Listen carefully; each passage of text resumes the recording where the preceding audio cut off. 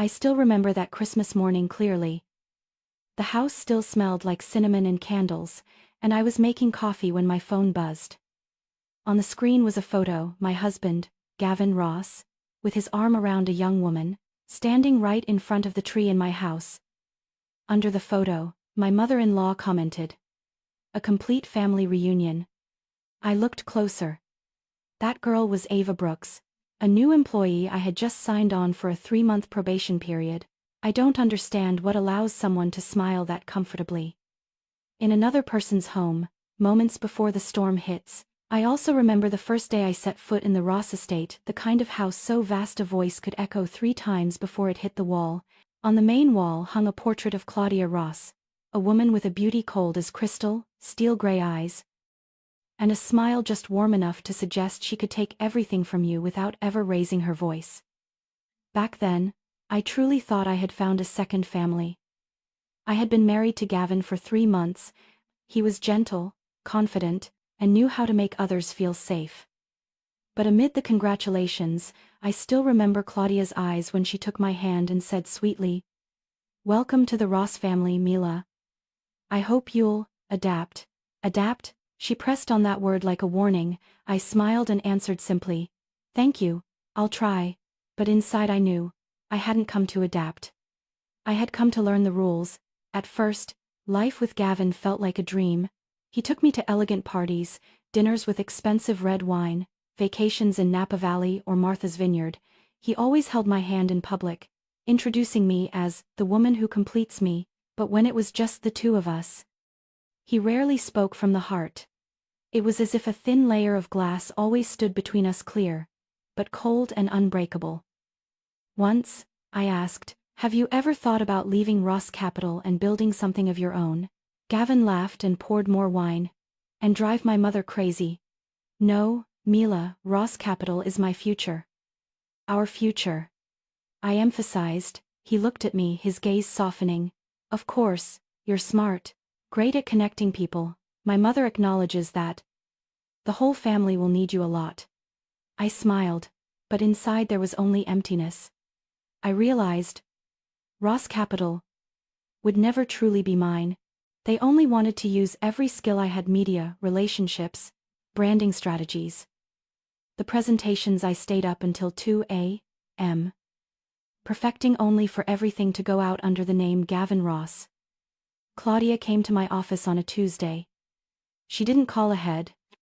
A fitted coat, heels tapping steadily on the floor. Even her steps sounded like authority. She sat, placed her hands on the desk, and looked around as if choosing which part she'd like to keep. "Gavin says you have vision," she began. "That's a good thing," I answered briefly. "Thank you." She smiled.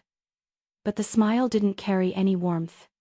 She said calmly, "Just remember one thing, Mila. Ross doesn't need storytellers. Ross needs executors." A simple line. Cold enough. I heard the implication. Be useful, don't make noise. I closed my laptop, refusing to let her words tilt the plans I had already set. Time proved her right on her terms. Gavin was busier than before. Endless meetings, a string of partner inspections. He spoke gently. "You understand, everything's for the future." But future to him was a measurable word. When he said it, his voice sounded tired. He needed to prove he was enough of a Ross to keep his position, and I, with my network, my abilities, my modest reputation, was part of that equation, I observed. I learned to read deleted messages, silent calls, those meetings, after which he came home with a different perfume on him. I asked questions through action, securing documents, reading ledgers, checking calendars, not to catch him cheating, to understand how the Ross machine worked. Claudia was skilled at soft power. She didn't judge openly, she sowed doubt. At evening gatherings, she praised the women who were truly Ross, women raised to know their place and behave accordingly. When she spoke of them, she looked at me as if she were running a test. Once she called me aside and said, "Sometimes people need to be reminded of their place. You don't have to overdo it."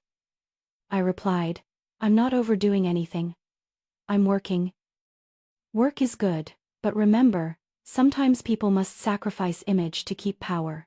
sacrifice image. The phrase stayed in my ear like a warning.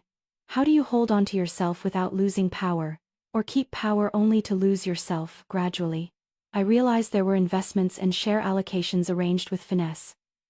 Gavin was handed projects, but many key decisions bore his mother's imprint. They paid the salaries, chose the names, staged the events according to a script.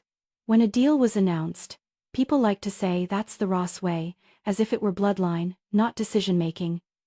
One afternoon, I found an email titled, Suggested Contract Edits, Sender, Claudia. The content was very professional. Tweaking small clauses, temporary delegations, opening a door labeled Accounting Convenience. I printed it, clipped it, and placed it in a drawer. No reaction yet. I didn't want them to know I'd seen it. If you hurry, you expose yourself. If you expose yourself.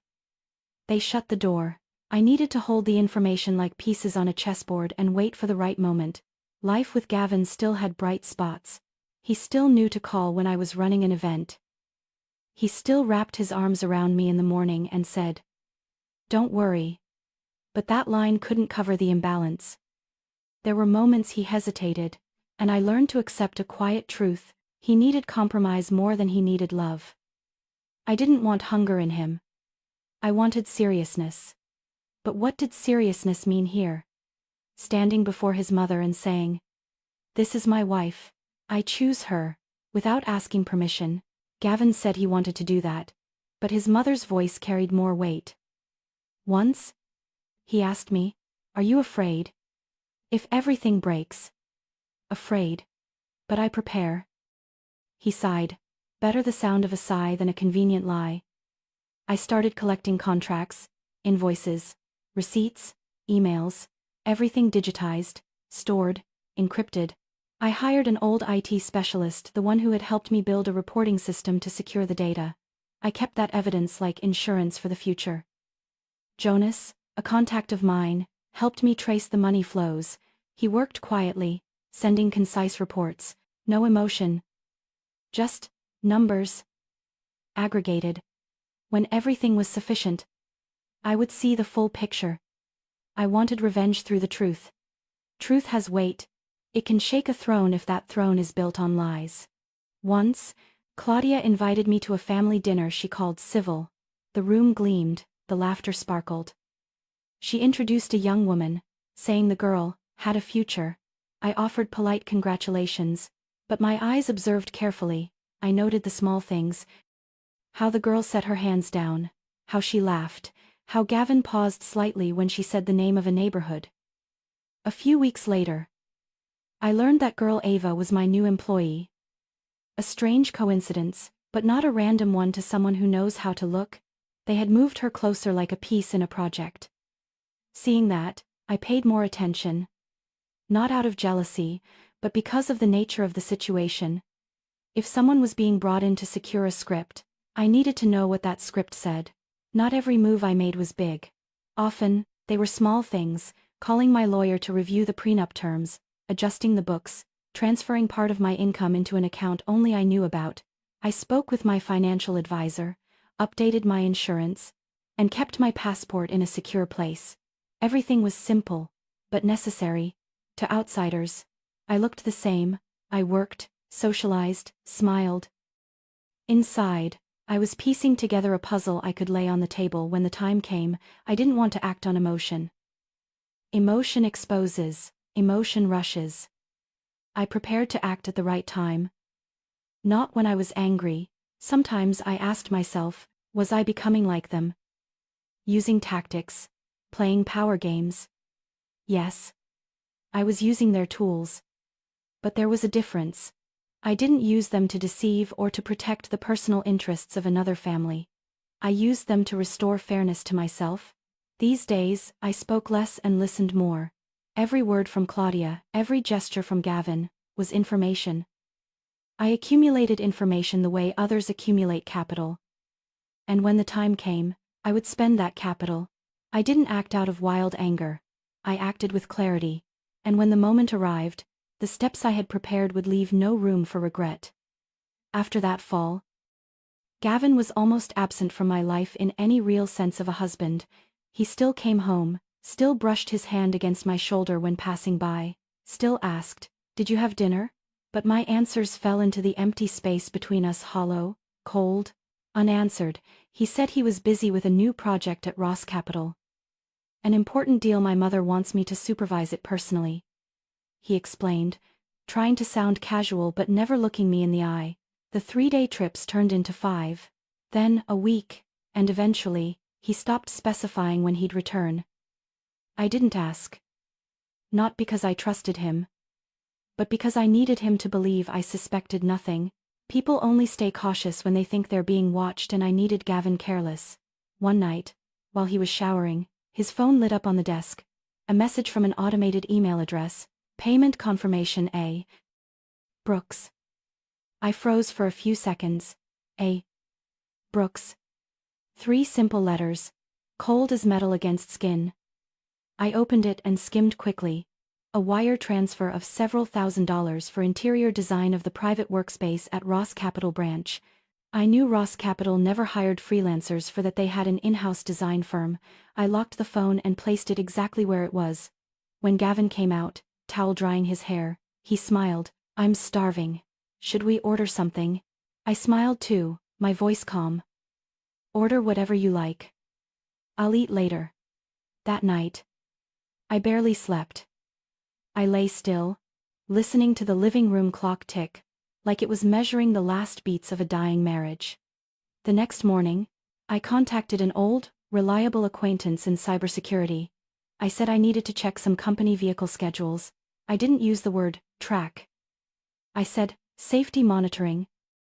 That afternoon, I installed small cameras in the garage and by the gate. Not to capture betrayal, but to face what I feared most. Once you see the truth, it can't suffocate you anymore. 3 days later, Gavin's car GPS showed its usual route to the office, then turned toward the northern commercial district where Ross Capital had rented a new building. But the map showed an unusual stop, a quiet residential area near Lake Union.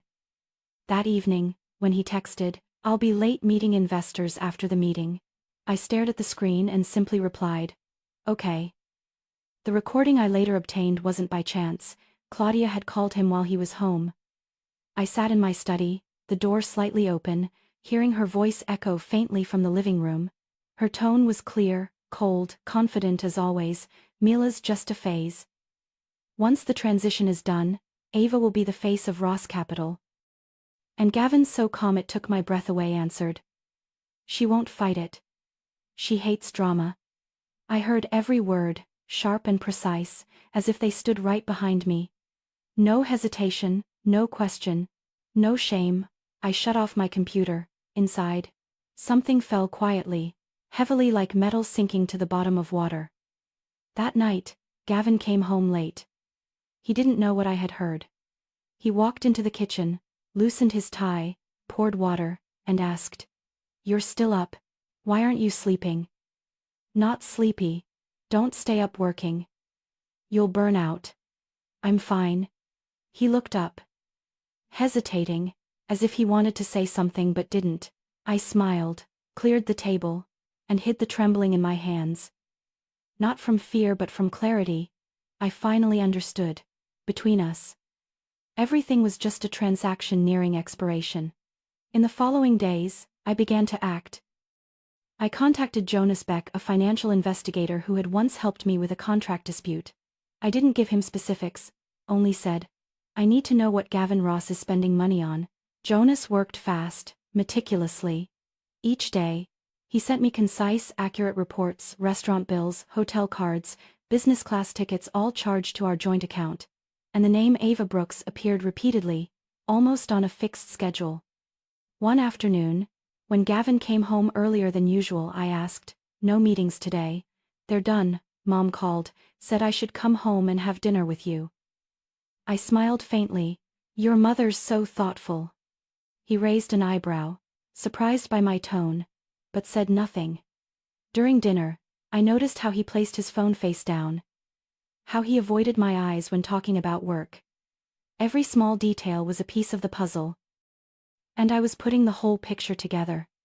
When he went to bed, I reopened my laptop. I needed to be sure I wasn't imagining things. I compared transaction times, meeting schedules, GPS routes, everything lined up perfectly. The truth was there, cold and neat, like a financial report I never wanted to read. In the middle of the night, I stepped out onto the balcony. The December air was freezing. The scent of the first snow lingered in my breath. I looked up at the distant glowing windows, wondering how many people were sitting in their own homes unaware that their home was quietly becoming someone else's stage. I didn't want revenge driven by impulse.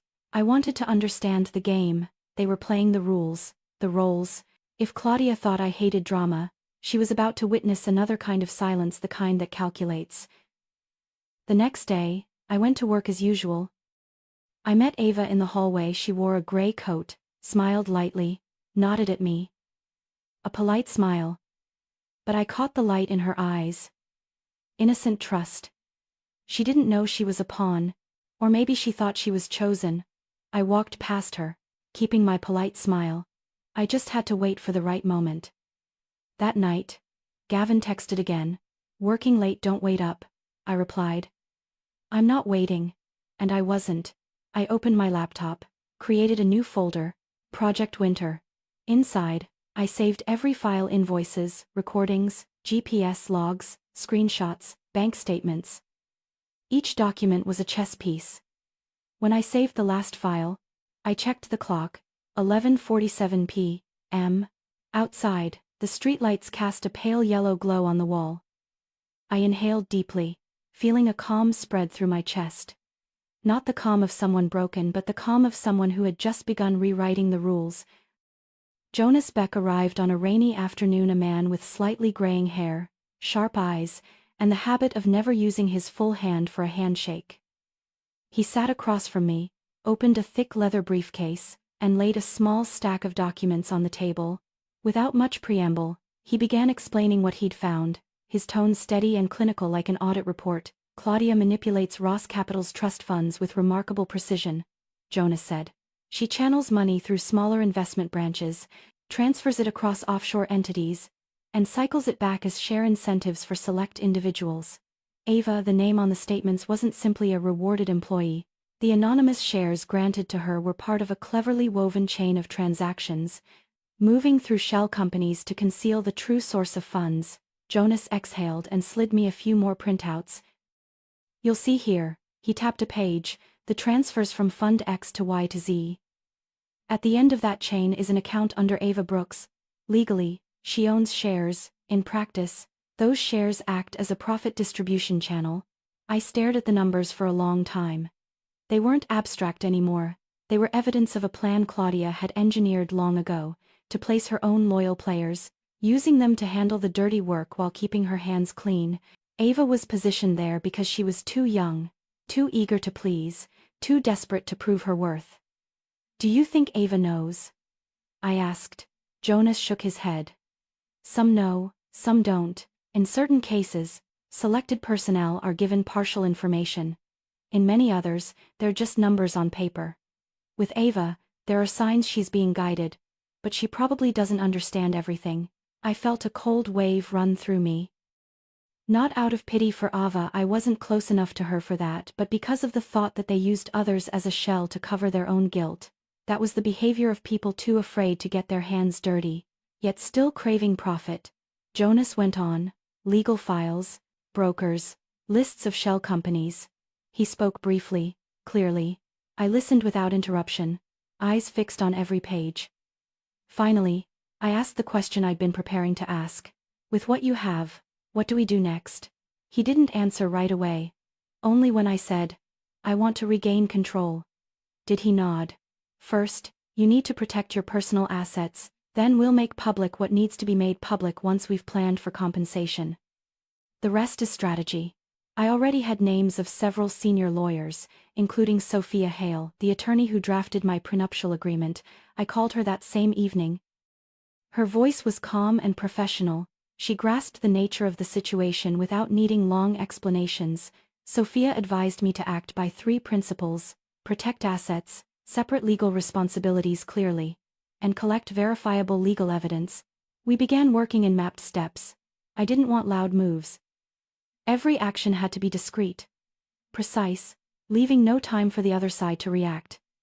Sophia and I created a sequence of tasks: updating intellectual property documents, transferring personal brand copyrights out of shared systems, restructuring my private company's revenue flow so it couldn't be traced back to Ross Capital, and freezing any financial streams with unclear ties. In reality, it wasn't as simple as it sounded. Transferring ownership required legal procedures, time, documents, and bank commitments. How could it be done quickly, quietly, and legally? Sophia had a network. Through her, I established a new legal entity, a small consulting company registered in a business-friendly state, known only to her and me. Through this company, I began transferring strategic contracts previously under my name to the new entity. Each transfer had witnesses, invoices, board approvals, everything legally sound. I also reassigned certain intellectual assets, logos, taglines, major client portfolios into a trust managed by a bank I trusted. That move puzzled some outsiders. Mila seems to be scaling down, they said. In truth, I was simply moving the important pieces into a safe zone. Meanwhile, Jonas continued tracking the money flow. He found subtle traces payments for consulting services that were actually bribes to secure connections, small transfers combined into larger sums, and receipts issued by shell companies. A few accounts were exposed to risk due to Ava's involvement. But once the evidence was solid, Jonas would coordinate with Sophia to forward the files to the authorities if needed. But I wanted more. I wanted to reverse the balance of power, buying back the company with their own money. It sounded dramatic, but in practice it required refined financial strategy. I had no intention of doing anything illegal. I'd use a simpler, cleaner mechanism. Once the hidden funds were exposed, Ross Capital's stock would drop. During that dip, a neutral party, a fund I had quietly contacted, could buy up the majority shares. I had already approached such a fund, an asset management group expanding into media and startups. They were interested if I could guarantee new leadership control and the removal of individuals behind the misconduct. To ensure everything ran smoothly, I had to craft a convincing value story, presenting the exclusive contracts I'd transferred, future revenue commitments, and major client projects, all structured to persuade the fund that investing in me meant investing in a real, sustainable future. Sophia and I drafted the agreements. Jonas gathered evidence to loosen the grip of current executives. Timing was everything. When negative information leaked, the stock price would fall.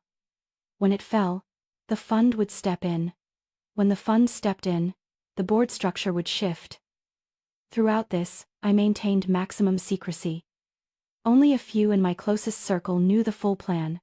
Sophia, Jonas, my former CFO who had left Ross Capital after a minor dispute the year before, and a few long-trusted financial advisors. They were professionals who understood the risks and pledged confidentiality. I knew one mistake could destroy everything. One leak and Claudia would play a new card. One reaction from Gavin, and the plan could collapse. Time passed, and I saw myself changing. Before, as a young entrepreneur, I had lived on the thrill of client calls and new deals. Now, every mouse click, every signature, every email carried weight. I no longer let anger steer me. I let reason work. Maybe that was the best protection, turning emotion into structured action.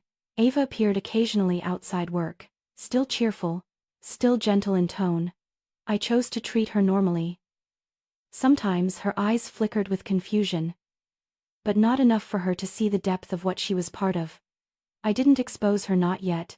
I wanted her to see the truth herself, calmly, without being cornered, so she could choose to leave or stay. Sometimes revealing too soon only hurts the innocent.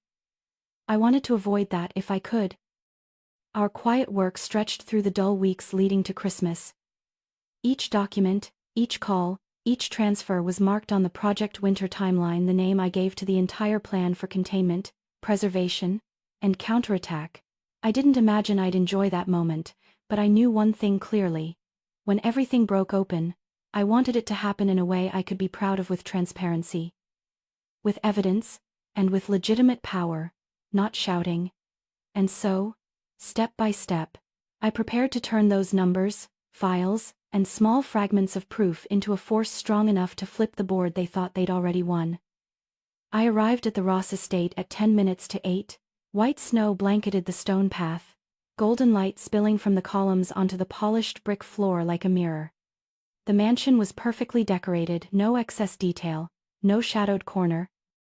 Just like Claudia Ross herself, radiant, cold and unwilling to let anyone crack the perfection she'd built around her, I walked slowly through the hall, the outdoor chill fading into the warm air scented with cinnamon and wine.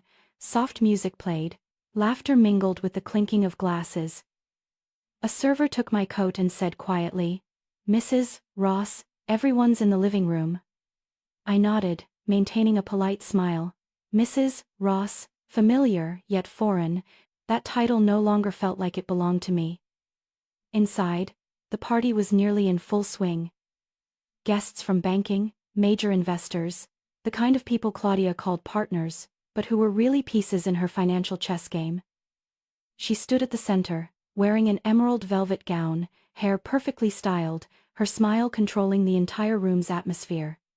When she saw me, her eyes hesitated for half a second, just long enough for me to notice the flicker of unease before she regained her polished poise. "Mila. You made it. We were just talking about the next generation of Ross Capital." Her voice was bright and sweet, as if rehearsed in front of a mirror. I walked closer and caught Gavin's gaze from across the table, wary, guilty, as if he sensed something already in the air. I didn't return the look. Claudia motioned for a young woman to step forward. "This is Ava Brooks," she announced proudly. "A young, energetic talent with creative vision. Ava has been working closely with Gavin on several projects. I think everyone should know her." Soft murmurs rippled through the crowd. I turned to the girl. Ava wore a cream silk dress, hair neatly tied back, her face bright, her smile gentle. She looked slightly nervous, yet her eyes glowed with the pride of someone being endorsed before Seattle's financial elite. "Nice to see you again," I said evenly. She paused, surprised. I said again, but smiled. "It's nice to see you here, ma'am," Claudia quickly interjected, perhaps afraid of the silence stretching. "Ava worked with Mila briefly. What a coincidence, right?" I tilted my head. Coincidence, or careful arrangement? "Mrs. Ross," Claudia's smile faltered just slightly, but enough for a few sharp guests to sense the thin layer of tension spreading beneath the polite chatter. The music shifted into a soft jazz tune.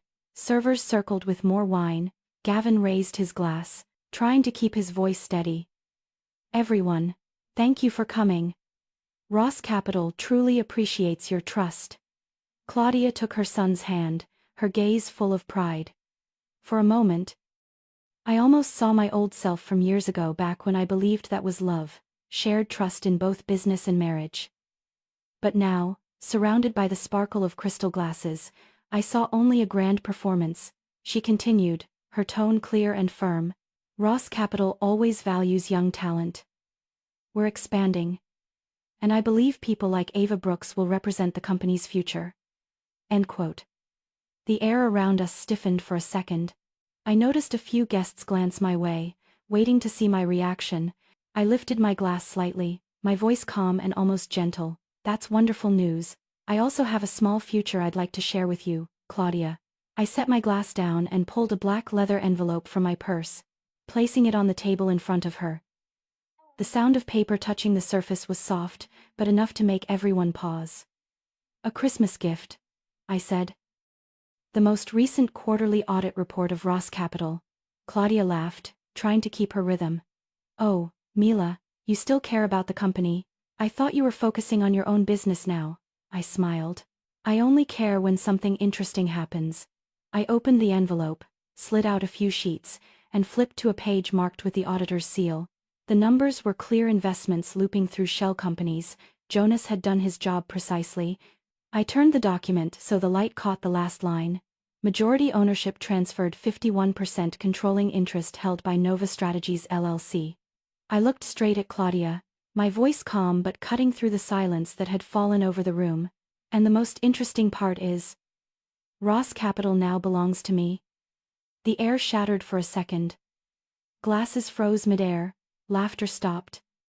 Some guests exchanged glances, others looked down, pretending to check their phones. Gavin went pale. Claudia tried to laugh, but her voice trembled. Mila, your joke's gone a bit too far. I tilted my head slightly. You know I never joke about paperwork, don't you? I just bought back what used to be yours with the very money Ross Capital has been borrowing from me for the past 2 years. She blinked, speechless for the first time. Of course, I continued gently, as if explaining something in a meeting. Every transaction is legal. The temporary loans from my personal fund were converted into equity when you re-signed the approval documents last year. I only needed an independent audit report to confirm it. Even the music stopped mid-note. Only the soft crackle of the fireplace broke the silence. Gavin stepped forward, his voice hoarse. What? What are you doing?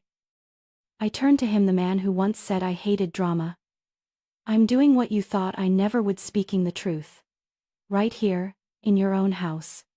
Some guests tried to stay composed, sipping their wine, but their eyes betrayed discomfort. No one dared to interrupt. The name Mila Ross, once just Gavin's wife, had suddenly become the center of a quiet earthquake.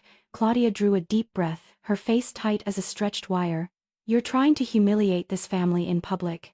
No, ma'am, I said calmly. I'm just putting the truth back where it belongs. She stepped closer, her voice lower but sharper. You have no idea what consequences this will bring. I smiled coldly. On the contrary, I know exactly. I've been living with your consequences for years. A ripple of murmurs spread through the room. I saw Ava step back, her eyes wide, hands trembling around her wineglass. Maybe it was the first time she'd seen the real faces of the people she admired. Claudia Ross, the woman the whole city once feared, now stood before me. Speechless. I looked at her, then slowly folded the envelope and placed it on the table, closing the game. The firelight reflected on the table, catching every strained line on her face. Outside, the snow was falling heavier, covering everything in white except the truth that had just been spoken. Gavin shot up, his face drained, his hand gripping the glass so tightly I heard it crack softly under his fingers. Mila, what the hell are you doing? He hissed, trying to hold himself together under dozens of stares. I reached into my purse, took out a small phone, and tapped the screen. The sound filled the elegant room. A door closing, hurried footsteps, and then Gavin's laughter.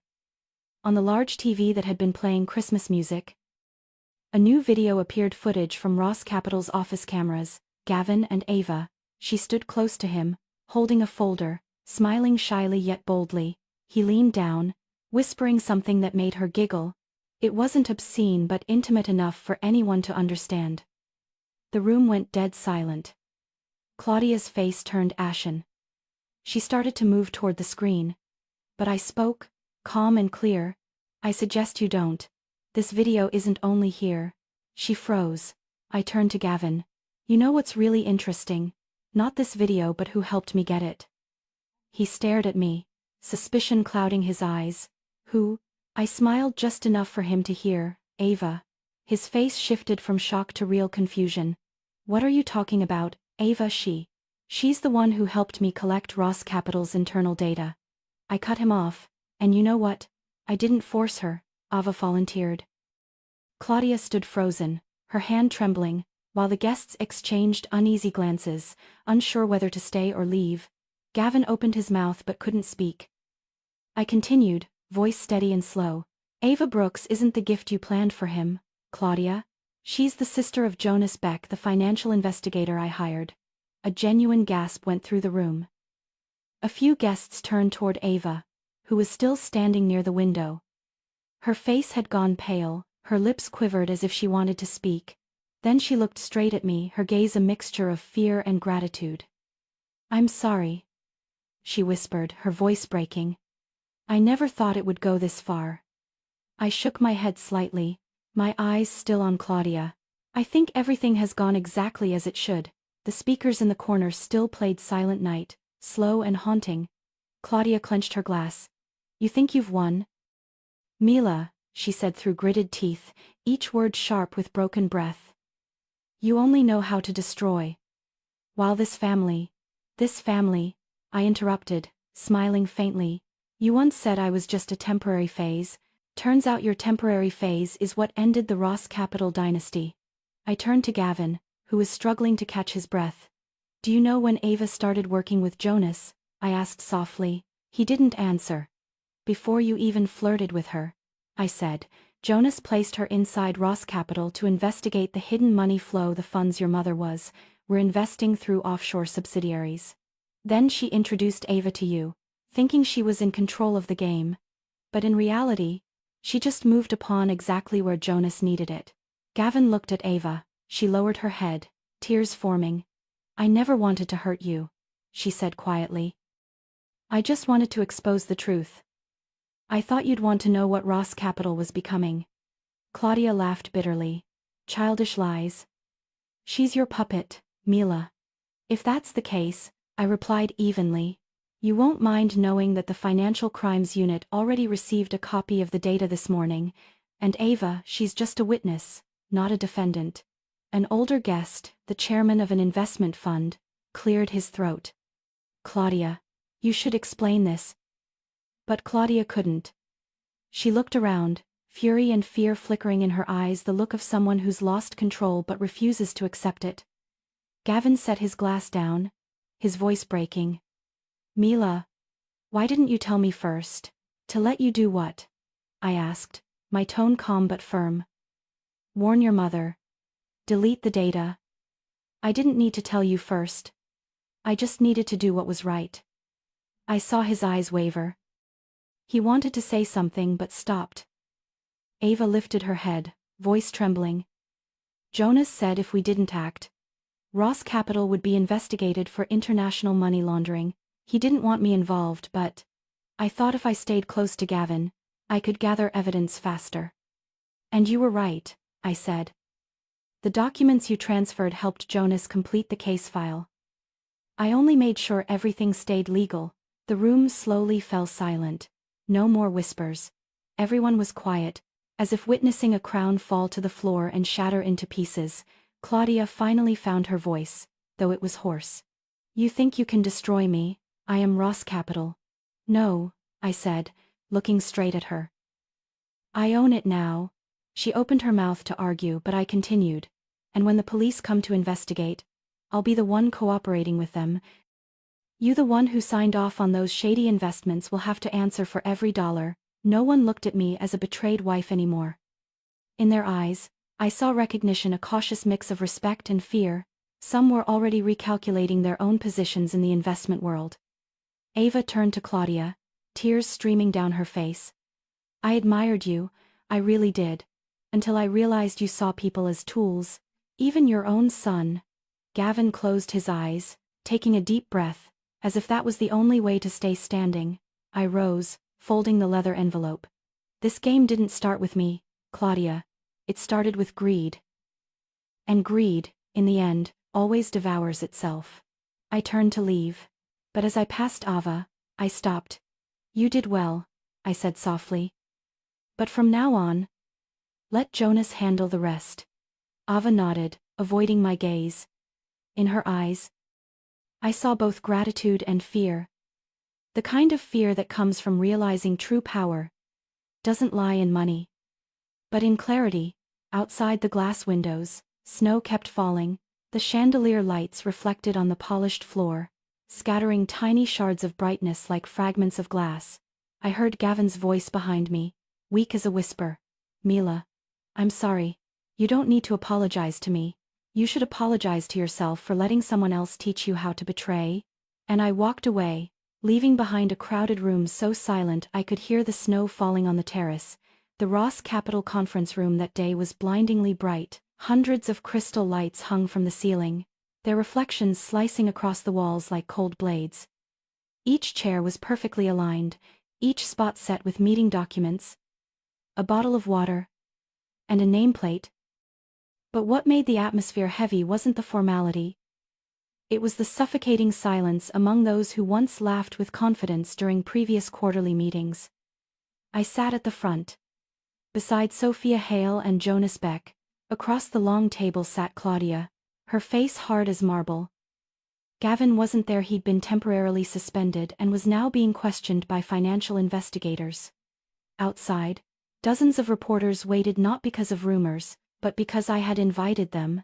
Claudia tried to keep her tone composed as she looked around the table. I don't understand the reason for this emergency meeting. Ross Capital is in a stable phase.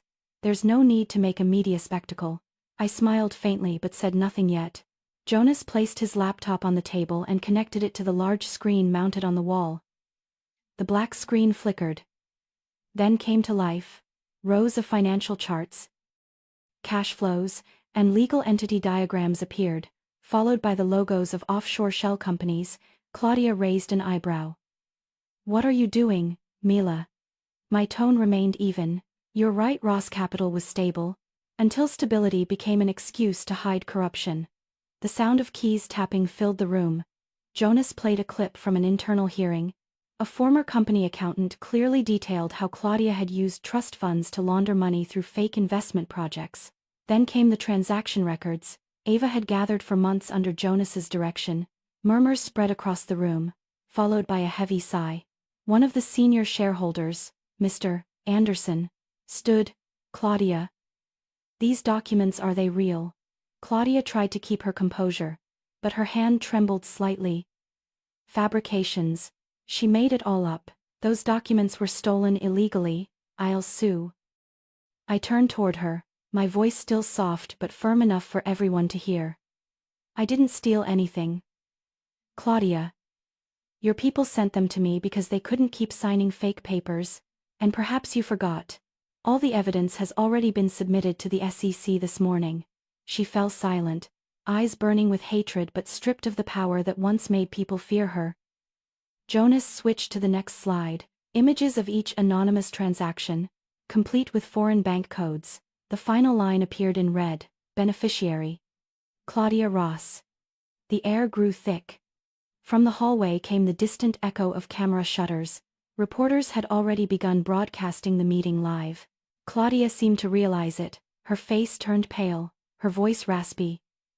You'll pay for this." I stood, the microphone before me amplifying my words across the room.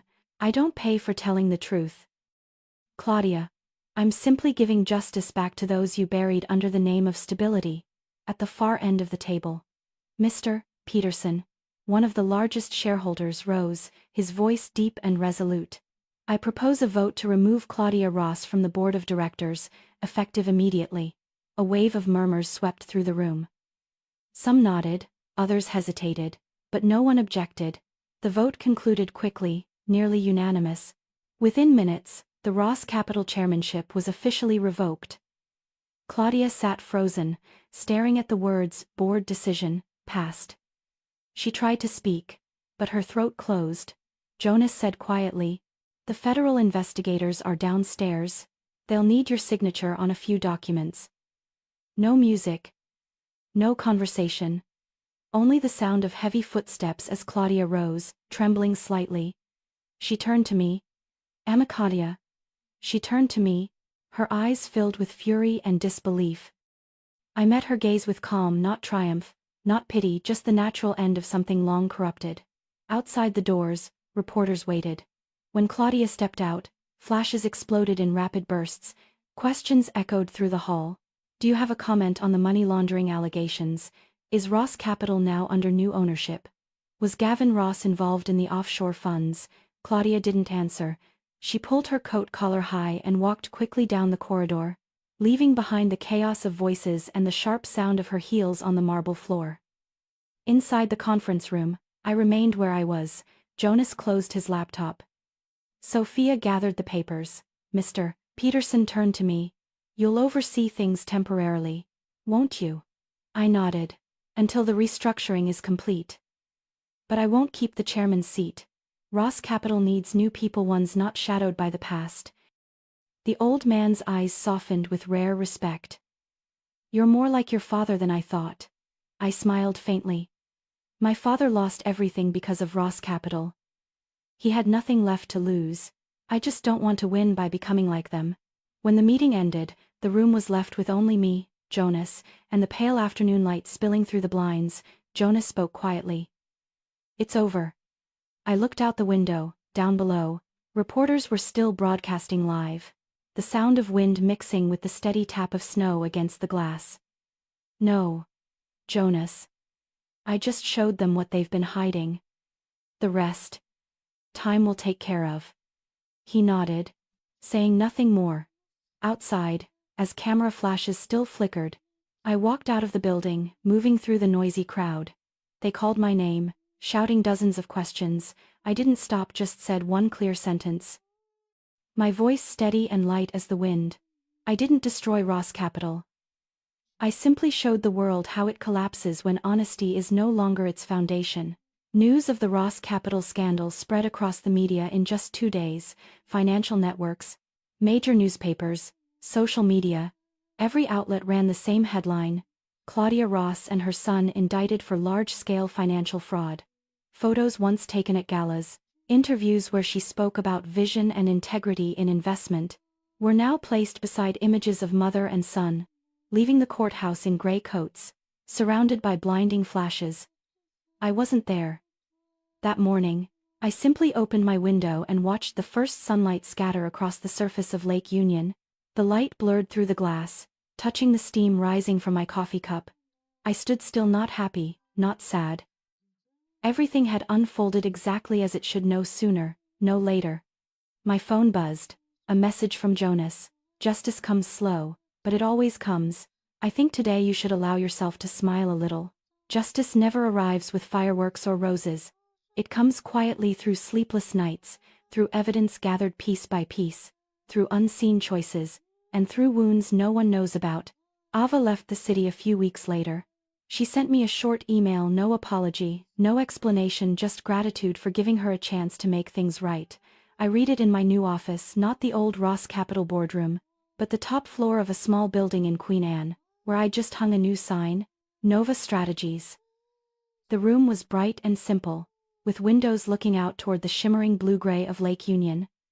I wanted this place to be the opposite of the old world: no noise, no glass walls reflecting false power. Only light, air, and people who worked with genuine trust. Sophia stopped by, smiling. "The sign's up, even the name feels lighter."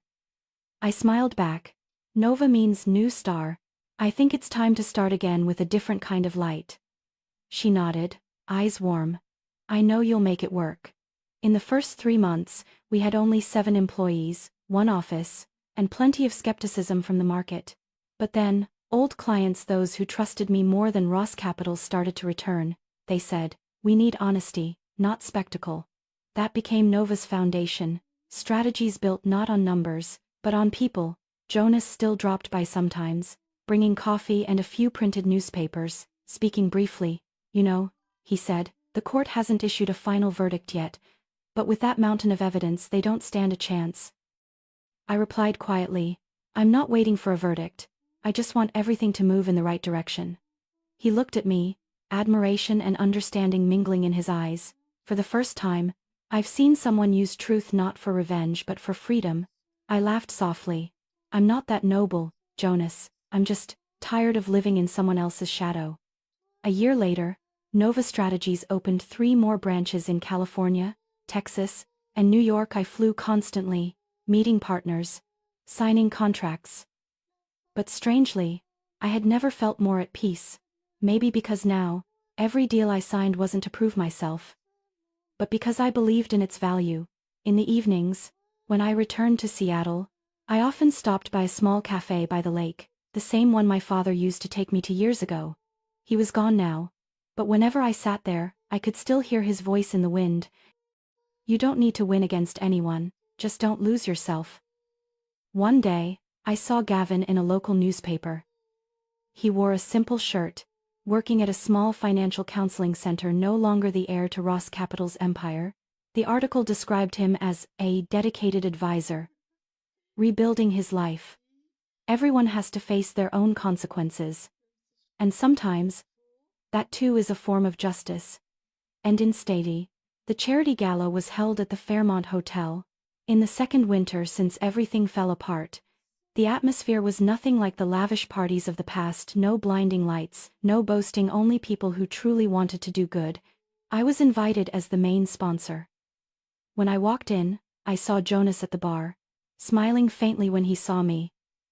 "I didn't think you'd come."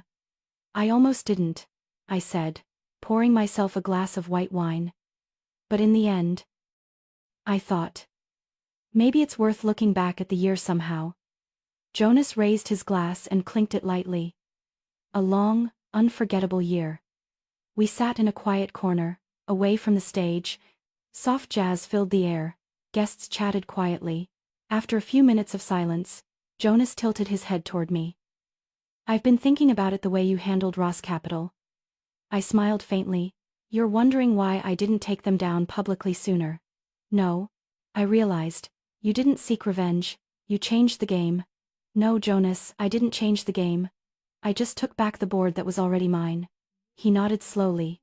In the distance, the band began playing The Way You Look Tonight. I leaned back in my chair, the crystal lights reflecting off the wineglass in front of me. Outside, snow began to fall again, quietly, gently, no noise. No one talking about Ross Capital anymore. Only me, the woman who once stood in the center of a storm, now sitting still, listening to music, realizing that some victories don't need applause, only peace. The music shifted, the saxophone's notes blended with the sound of snow outside, each flake soft, warm, and silent. I didn't know what the future would bring. Only this: I had come full circle, not to take revenge, but to return to myself. The woman once dismissed as a temporary phase was now strong enough to begin an entire new era. The envelope arrived on an early spring morning, when the air still carried traces of winter's chill. I was in my office on the 21st floor of the building that once bore the name Ross Capital, now gleaming with the new sign, Nova Strategies. Jonas had stepped out for a meeting when the receptionist brought up the envelope, saying the courier only instructed, "Deliver directly to Ms. Mila Ross." That name Ross made me pause for a moment. It had been more than a year since I'd last heard it spoken publicly, yet it still made my chest tighten for half a second. I took the envelope, feeling its weight heavier than its size suggested. Not from what was inside, but from the memories it carried. I opened it slowly. The first line caught my eye. "Mila, I know I no longer have the right to call you that, but I hope you'll read this to the end." Gavin's handwriting. Still the same slanted, disciplined script, the kind of handwriting from a man who once believed everything could be fixed through order and reason. He wrote that he had left Seattle, now living in Portland, working as a financial advisor for a nonprofit. That he still woke early every morning, walked across the old steel bridge, and sometimes caught himself looking up at the tall buildings as if searching for something lost. "I don't expect forgiveness," he wrote. "I just want you to know that amid everything that fell apart, the one thing that never changed was my love for you." I stopped at that line. Outside, sunlight slanted through the window, glinting off my desk. For a moment, I didn't see Gavin as he was now, but the man he used to be, sleeves rolled up, smiling at me in a small kitchen when I was just starting out. A distant memory, and I knew it no longer hurt. At noon, I went down to the conference room. On the wall hung a large photograph of the Nova Strategies building on opening day. The white sign gleamed under a clear blue sky. I looked at it for a while, then returned to my office and opened a drawer, pulling out another envelope. Inside was a copy of the divorce papers, its red seal dry, our signatures neat, emotionless. I added one photo, the same building, with a small line written on the back. "I didn't destroy you, Gavin. I just stopped rebuilding you every time you fell apart." I wrote nothing else. "No. Wish you well. No, we were once good. Some relationships, once lived fully, don't need closure in words. Time closes them on its own." That afternoon I took the envelope to the old post office by the lake. The clerk asked, "Express or regular mail?" "Ma'am, regular. I'm not in a hurry." I turned away, walking slowly along the lakeside. The young willow branches cast shadows on the rippling water, reflecting the pale sky. I stopped by the old cafe where my father once took me. The same corner table by the window was still there. Only now, another couple sat there, young, smiling. They reminded me of myself years ago, hopeful, naive, believing love could bridge every distance. But love, without respect, eventually becomes a weight. That evening, back home, I brewed a cup of ginger tea and sat on the balcony overlooking the city. The lights from distant buildings glowed against the indigo sky, blurred by the mist. Somewhere out there, maybe Gavin was looking at the same sky. I thought about what he wrote, "I still love you." Maybe it was true. But love isn't a master key. When trust has crumbled, no amount of love can rebuild what one's own hands have broken. The next morning, I arrived at the office early. Nova was expanding into 2 new states. Young employees laughed, hanging design boards on the glass wall. The air was filled not with fear but with the energy of true beginnings. Sophia walked over, placing a stack of documents on my desk. "A few companies want strategic partnerships, you should take a look." "You know," she added with a teasing smile, "I still wonder after everything. Do you ever regret it?" I smiled. "No, because if I hadn't gone through that hell, I wouldn't know which heaven I deserved." She was quiet for a moment, then said softly, "I think Gavin understands that now." That afternoon, I received confirmation that the envelope had been delivered. It took only 2 days, even though I chose regular mail. Maybe sometimes the world still prioritizes what needs closure at the right time. I pictured Gavin opening it. Maybe he'd stand there for a long time, as I once did, when I received his letter. Maybe he'd realize that not everyone leaves out of anger, some leave simply because they've learned to forgive enough not to return. Outside, the sky turned to sunset. The last light of the day cast gold and amber across the building's glass walls. Below, people hurried past, unaware that a new sign had just been mounted, catching the final rays of the sun. "Nova Strategies. Where integrity builds legacy. No more Ross, no more capital, only Nova, a new beginning.